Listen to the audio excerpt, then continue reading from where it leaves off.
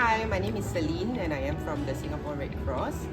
Hi, so I'm Dr. Sun Bibi and I'm an educator. Hi, my name is Kaying and I'm from motherswish.com.sg. So I'm Raymond. I'm going to be a master's student with NUS. I think one of the things I enjoyed about the session was the ability to kind of connect with other people within the space. You know, every now and then when you're doing the operations and you're in the organization, it's always nice to come up for a breath of fresh air and hang out with people from like the different sectors. One thing I really enjoyed about today's event was the fact that it was very well organized, that we had access to a wonderful government representative. They honestly listen and take notes of the sharings of all the different groups, and they were very candid in summarizing some of the concerns and needs.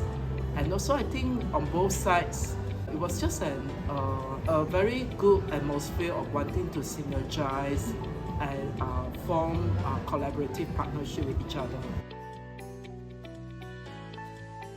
I think the one thing is the power of the collective, and I think one of the questions that we raised earlier was really about like how do we make people listen, and the one feedback that we got from SPS Eric was really the power of the collective. So I think it's really to maybe get together like-minded people who are in the space of community work to really come together and find like solutions and to align the agenda that we have and the common purpose, and then maybe find a more strategic way to raise it up to the policy makers. We need to understand the heart of our leaders, and then we need to understand the priorities as well as, obviously with priorities there are also constraints. Actually both the civil society and government have the same intention, which is really to reach out to those in need in society. Moving forward, I actually feel very enthusiastic about Singapore.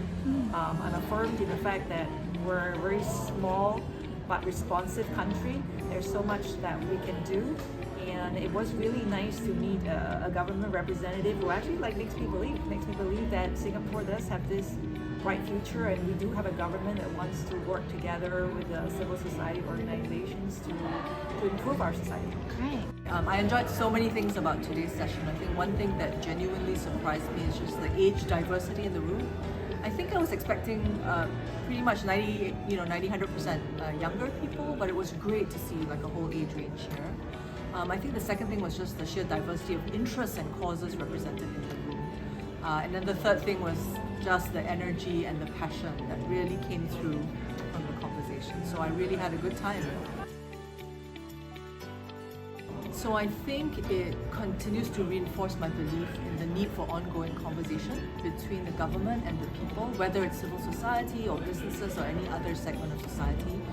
This needs to be an ongoing conversation so that we can stay in touch with what citizens are thinking about, what they care about, what their needs are, what their interests are, and how we can partner each other better.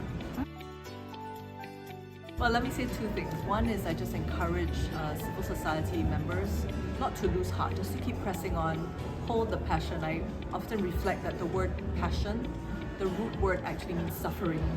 I don't mean to say that you need to suffer, but just hold on to that passion and keep pressing on because you're doing such important work for Singapore society. And the second is more an ask, that you would just stay in touch with what's going on in the national conversation, what appears to be on the government's priorities now, so that the things that you do are as aligned as possible to what's in the